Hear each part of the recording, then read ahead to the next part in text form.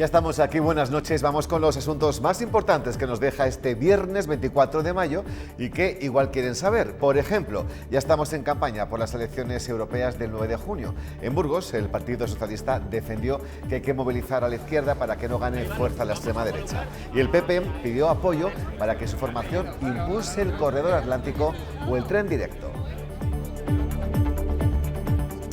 El Partido Socialista en el Ayuntamiento de Burgos se ha mostrado en contra de que se construya un túnel subterráneo bajo la calle Santander que quiere peatonalizar el equipo de gobierno. En el PSOE creen que el bipartito estudia la opción del túnel por un anteproyecto que han encargado a una empresa de investigaciones geotécnicas.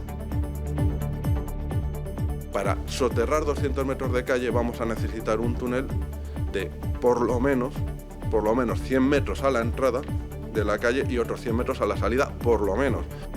Y relevo en el Centro de Transportes de la Aduana de Burgos, quien ha estado al frente casi 40 años, Gonzalo Ansótegui, cerrará en las próximas semanas una larga etapa profesional. Su jubilación llega en un momento boyante para la aduana, con naves ocupadas al 100% y un tráfico de 2.000 trenes y 4.000 camiones al año. A su sucesor, Juan Carlos Martín de Pedro, le deja dos retos.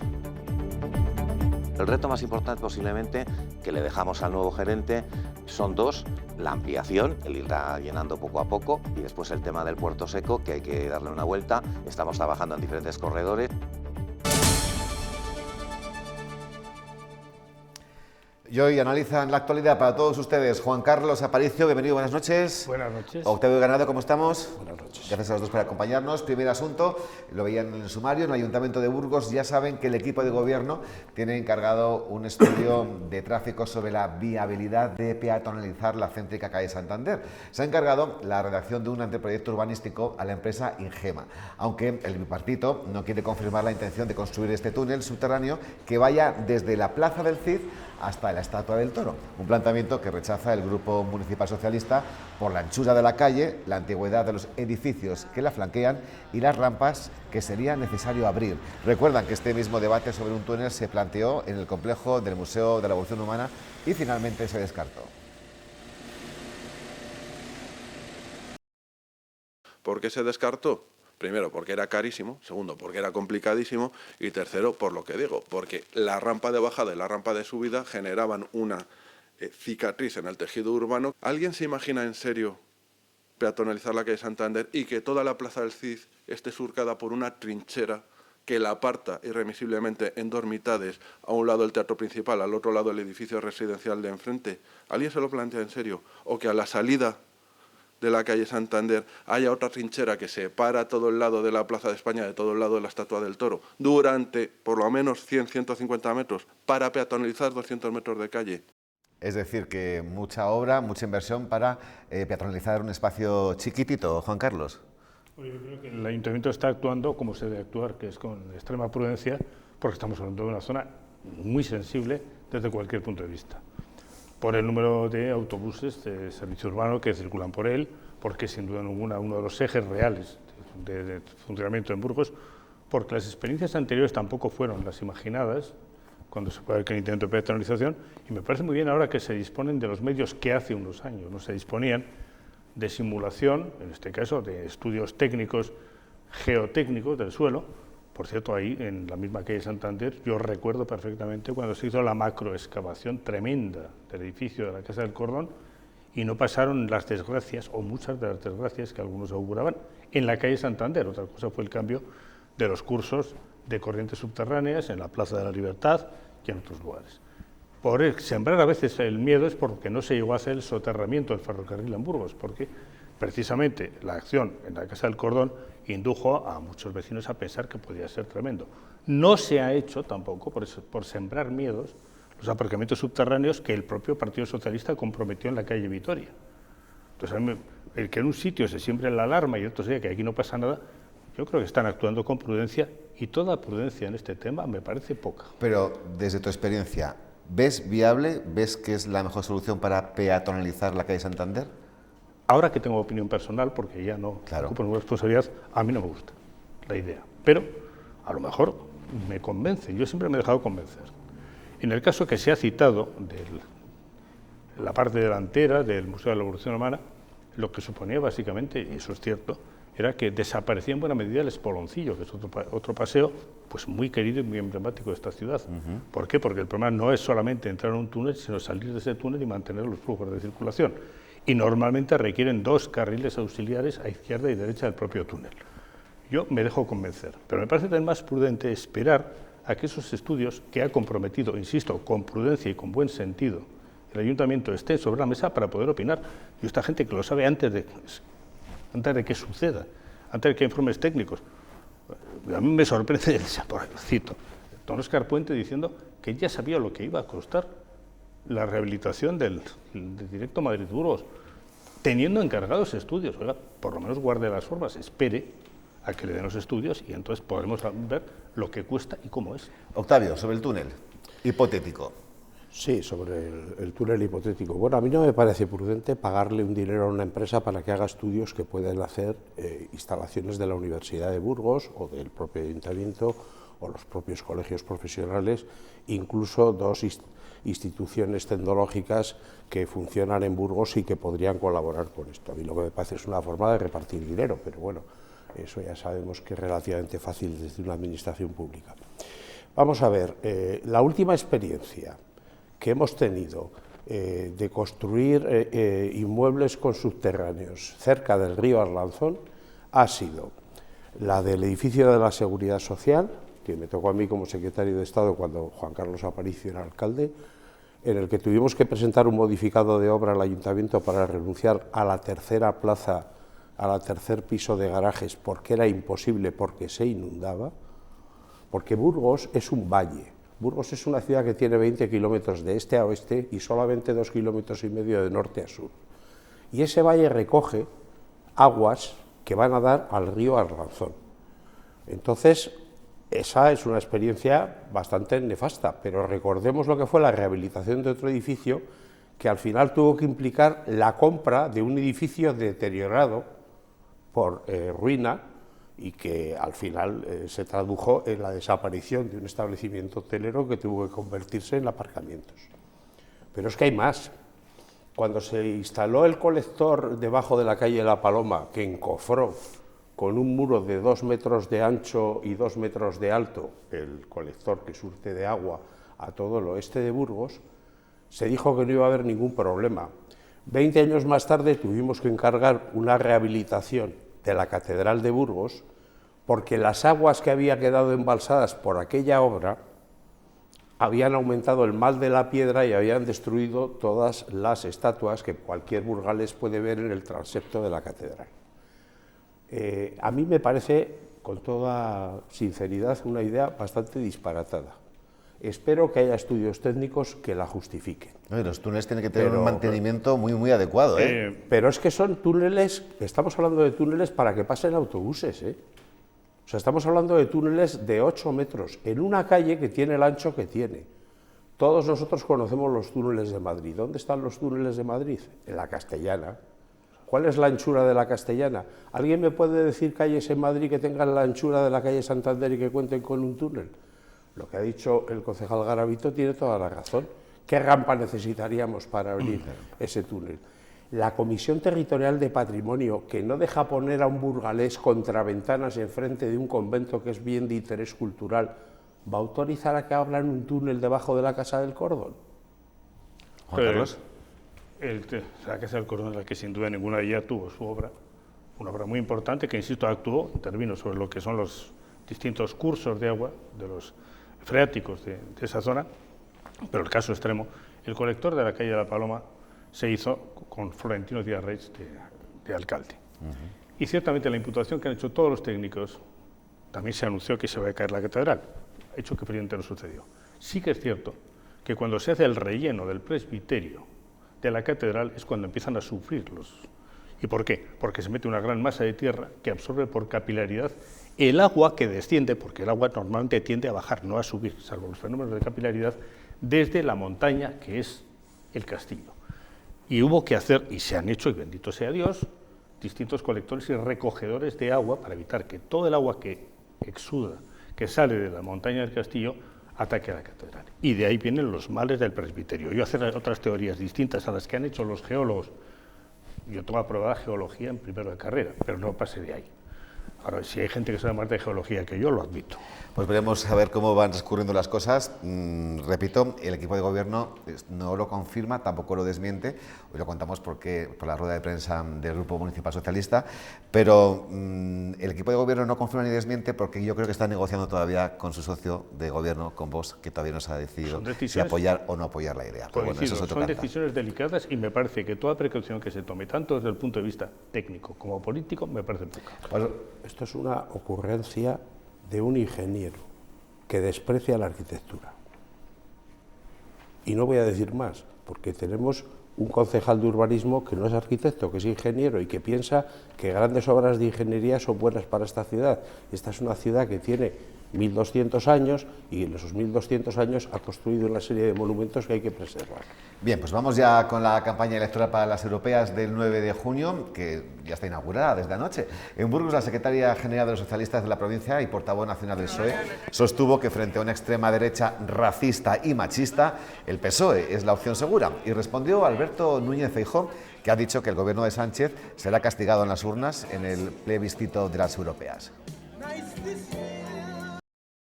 Yo no tengo ninguna duda que claro que va a haber un plebiscito, pero es el plebiscito de Feijóo, es la tercera, lleva 2 perdidas, ¿no? Por tanto, el día 9 de junio creo que la sede de Génova va a estar calentita.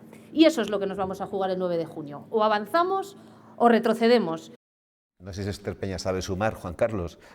Que no sé las elecciones perdidas, que yo recuerdo, hasta la memoria alcanza, aunque es una memoria casi de pez, pero en las últimas elecciones generales lo que recuerdo es que tanto en votos como en escaños obtuvo bastantes más votos y bastantes más escaños el Partido Popular. Que luego tenga las habilidades que tenga para obtener los apoyos que tenga bien es asunto distinto, y que España es una monarquía, en este caso constitucional, y que se elige el presidente del gobierno por el Congreso, tampoco tengo ninguna duda.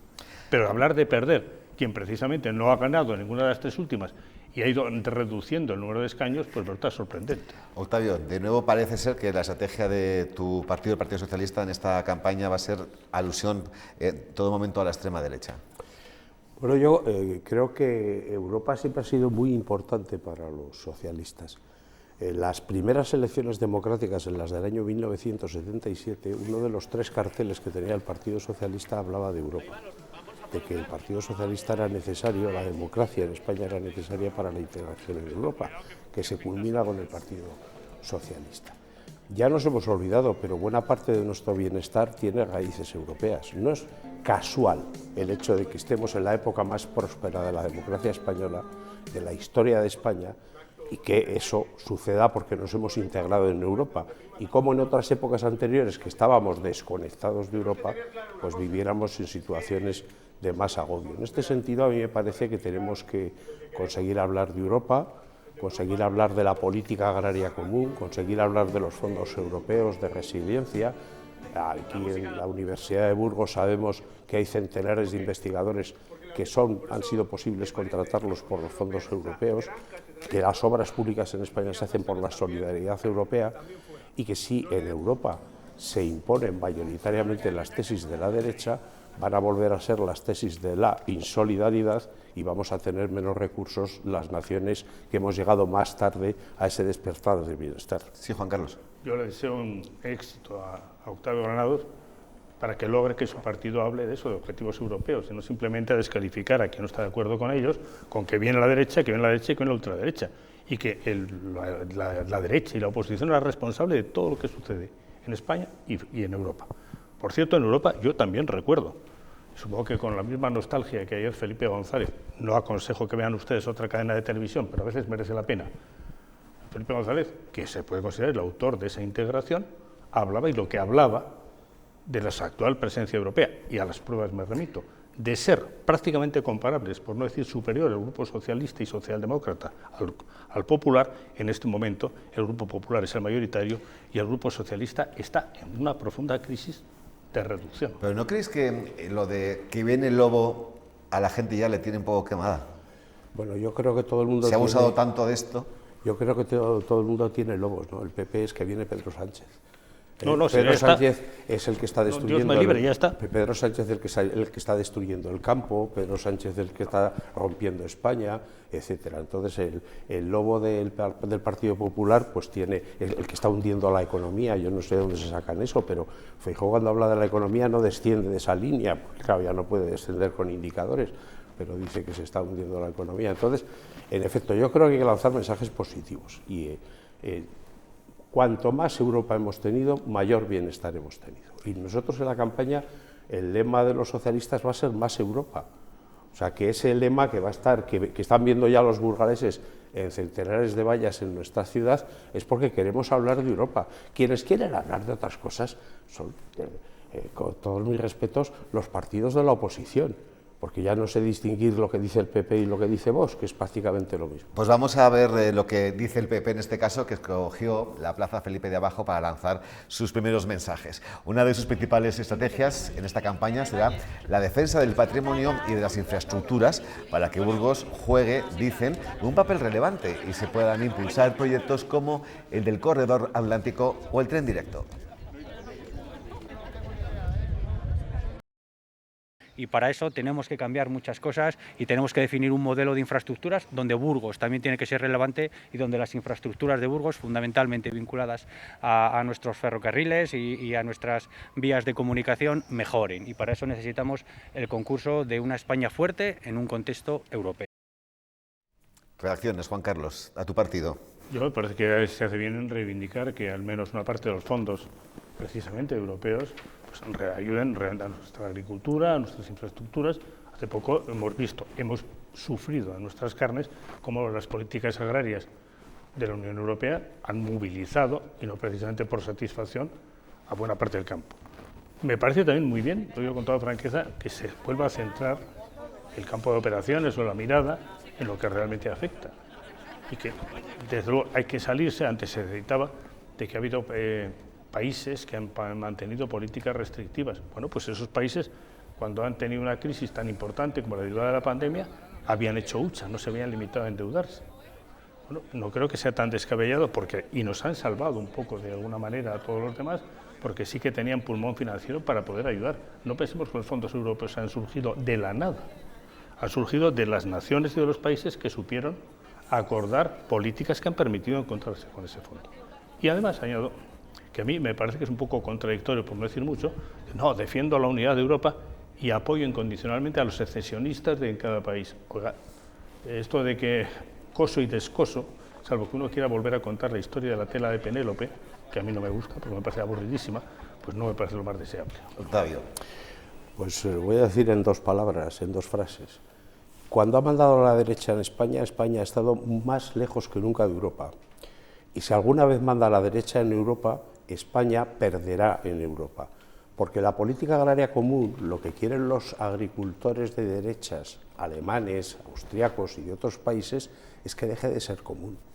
Y en el momento que deje de ser común, los agricultores españoles se darán cuenta de que recibirán menos fondos y recibirán menos ayudas.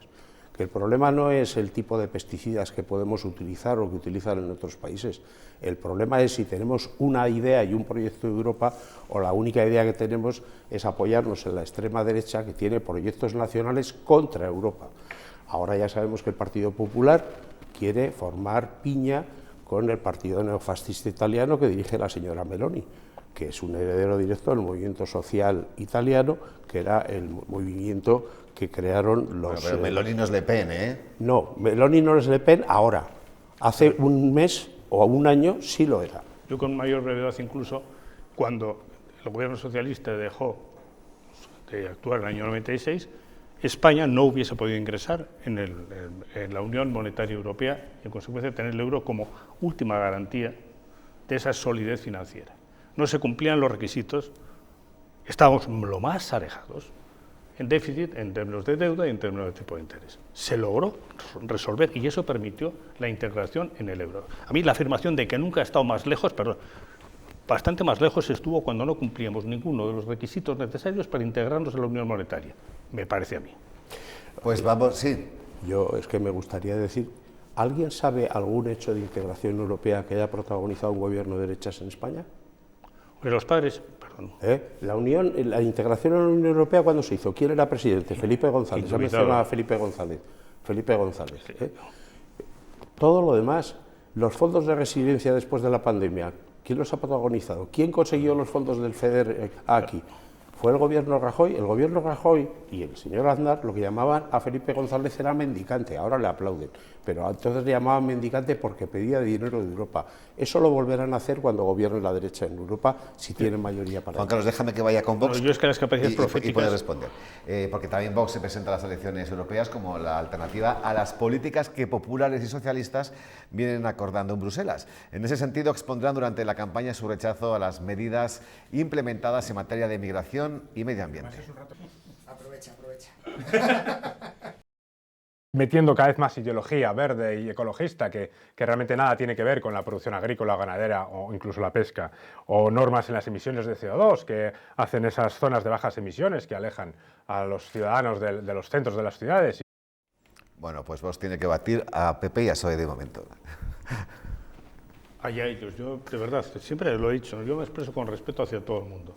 Y en un partido, por ejemplo, en el que milito o ha militado José Antonio Ortega Lara, me parece que merecen ya de salida un respeto porque han vivido experiencias que no han tenido otros. Y precisamente lo que me repugna es que haya partidos que apoyan a los que secuestraron a Ortega Lara. A partir de ahí, ¿hay que buscar la moderación? Creo que sí. Creo que es una herramienta necesaria para el progreso político. Y allá cada cual a la hora de elegir sus adversarios. Yo, desde luego, para mí el adversario fundamental en este momento es un cambio de gobierno. Octavio. Bueno, a mí me gustaría respetar más a Vox. El día que dejen de manifestarse frente a la sede del Partido Socialista les respetaré mucho más, porque yo intento tener buenas relaciones. Aquí, perdona, Javier Martínez es contertulio de este programa, expresidente de Vox, y nos dijo que Vox no está ahí. Bueno, en fin. O sea, que el perfil es más de ultraderecha. Es aquello que decía el embajador de Gran Bretaña cuando Serrano Suñer le decía que le iba a mandar policías a defender a la embajada. Dice, no necesito más policías, mándenme menos fascistas. Pues con Vox lo mismo. Vox es un partido antiverde que tiene además un emblema verde, y Vox es el partido de la extrema derecha europea que hasta ayer estaba con la señora Meloni, que ahora está en el Partido Popular. Es decir, que con el Partido Popular, según el señor Feijóo, es una aliada fundamental del Partido Popular en Europa. Es probablemente la gran dirigente política que tiene el Partido Popular en Europa, la gobernante del partido más importante que gobierna el Grupo Popular Europeo.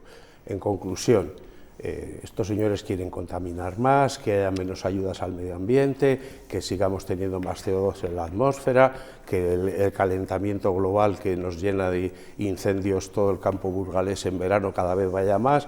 Bueno, pues este es el proyecto que ellos tienen, pero dice que van a defender el campo. Es decir, los incendios y la contaminación van a defender el campo. Estoy sorprendidísimo. Oye, pues según las encuestas, sorpaso de Vox a Sumar, ¿eh? Para calentamiento, el que está teniendo el señor Puente, que es un calentamiento verbal, no sé si global. El que yo le rogaría también en este caso que no digan con una mano, no, hay que moderación, tranquilidad y paz, y con la otra no paren de insultar. Yo no regalo a nadie le llamo ultraderechista, no llamo fascista a nadie. No, ni siquiera les llamo nada a los que iban a hacerme scratches a mi casa, o delante de casa de mi madre. Aquí uno tiene que saber aguantar. Y eso veo que en algunos sitios se tiene la piel muy fina cuando la agresión viene de un adversario. Yo creo que o todos nos moderamos o aquí no se modera nadie. 30 segundos, Octavio. Sí, yo me he tirado un año defendiendo una reforma de pensiones que me ha costado que me dieran hasta palos en la Universidad de Zaragoza. Y a mí nadie me da lecciones de cómo aguantar, porque me tiro un año aguantando. Lo que sí que tengo que decir es que cualquiera puede, simplemente conectando la web del Partido Popular y la web del Partido Socialista, ver en 15 días quién insulta más. Perfecto, pues les cuento ahora que durante casi 4 décadas la persona de la que vamos a hablar ahora ha dirigido el núcleo logístico más veterano de España. Ahora el director general del Centro de Transportes de Burgos se jubila tras llevar la aduana a cifras récord. Gonzalo Ansotegui cerrará en las próximas semanas una trayectoria que comenzó a principios de los años 80. Llegó al centro de transportes el día de Nochevieja de 1982 y un par de años después, con solo 25, fue nombrado director gerente provisional. Todas las horas que metía eran pocas, fíjate, esa fue mi primera impresión. no muy bonito, porque según ibas haciendo operaciones y ibas viendo que el centro crecía, pues la verdad es que estabas más motivado. Bajo la batuta de Gonzalo Ansótegui nació el Puerto Seco, que moviliza cada año 2.000 trenes y más de 1,5 millones de toneladas de mercancía. En el 2006 creamos el Puerto Seco, que era un servicio nuevo, intermodal, de transporte ferroviario de mercancías. Abrimos varios corredores, abrimos el corredor de Barcelona, abrimos el corredor de Valencia. Pero en 39 años también ha habido sombras. La crisis económica de 2008 supuso un duro golpe para el transporte y la logística. Desde el punto de vista de trabajo ha sido el peor año de mi vida. Es decir, te llamaba la gente y te decía no te puedo pagar, te decía te dejo la mitad de la nave, te decía cierro. Ahora Ansótegui cierra una etapa de 4 décadas y deja el centro en una situación boyante. Los 2 últimos ejercicios han batido récord, las naves están ocupadas al 100% y por la aduana pasan casi 4.000 camiones cada año.